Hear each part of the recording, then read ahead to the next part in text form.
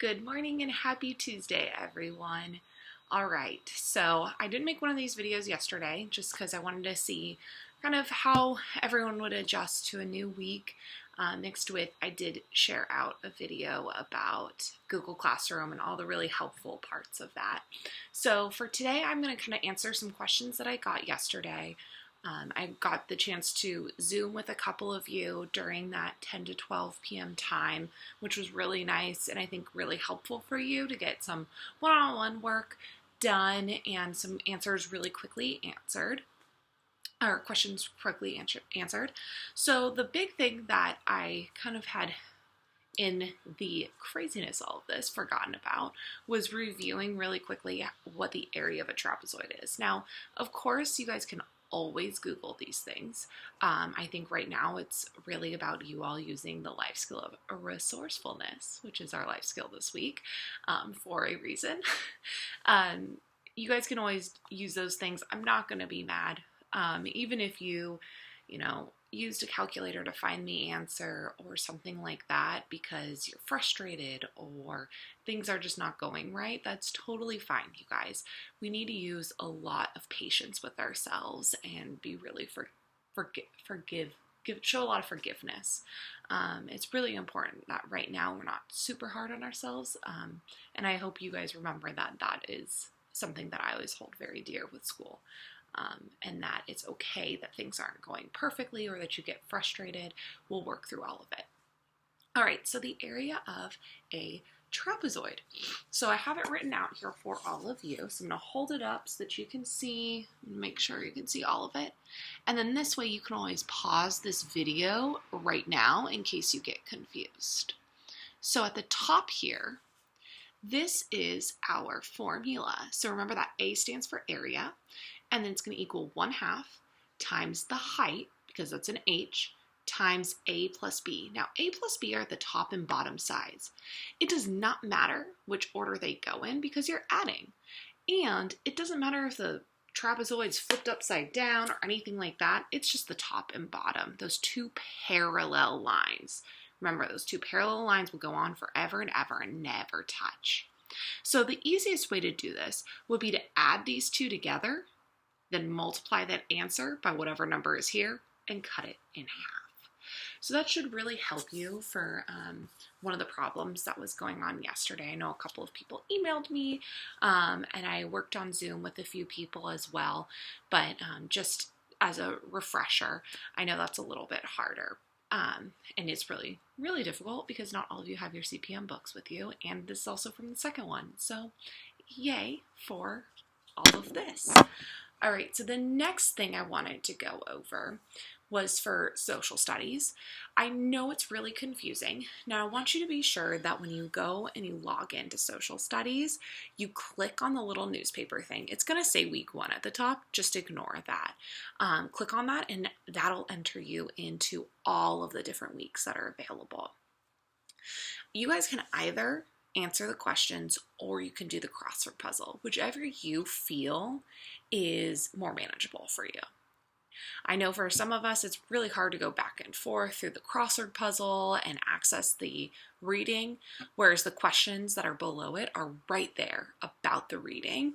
So I would definitely suggest doing that if you want. And then you can also switch it up week by week too. It's totally up to you. You guys are getting a lot of freedom with this, and I think that's okay.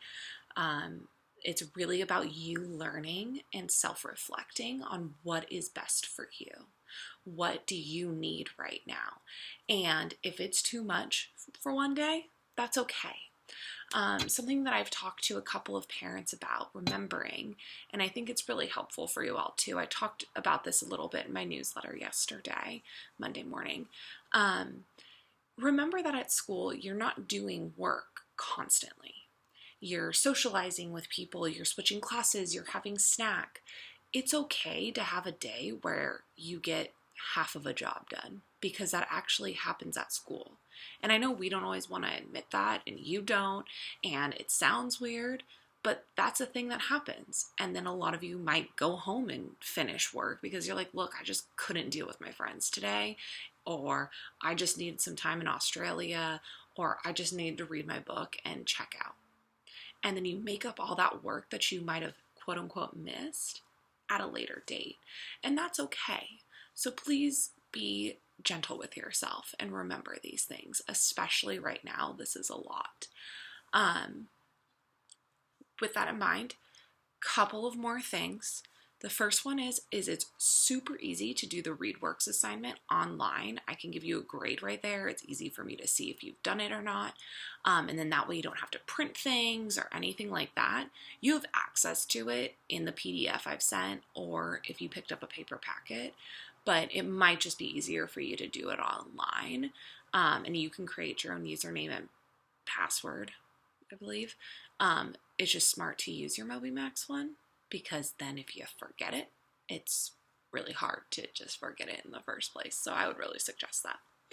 And then the last thing, you guys, I know this is a lot, and I know some of you are getting overwhelmed, and some of you, your parents are just overwhelming you because you're 12, and being around your parents this much is really just different during the school year. You need to focus on reading. Read for an hour a day. That is probably the most important thing you're doing right now. So pick up a book, pick up a magazine, get a book on your phone, whatever it takes. Read, and then read some more. That is going to be the best thing you can do to have a long-lasting, really great experience through here and then into 7th grade next year. Reading, please. That's all I really ask of you, is to read. Everything else is amazing. I've been really proud of how you guys have adjusted to this.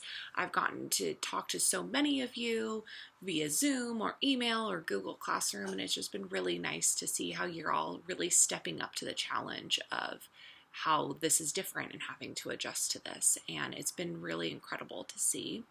And again, I'm really, really proud of you for that.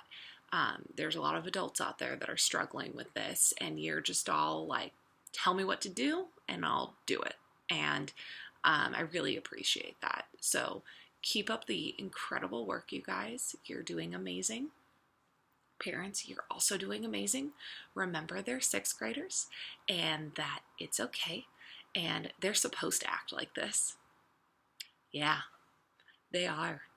And I know that's hard some days, but just be forgiving of them. 95% of the time, they don't really mean it. But then there's 5% of the time, and I know that that's hard to differentiate, but that's okay.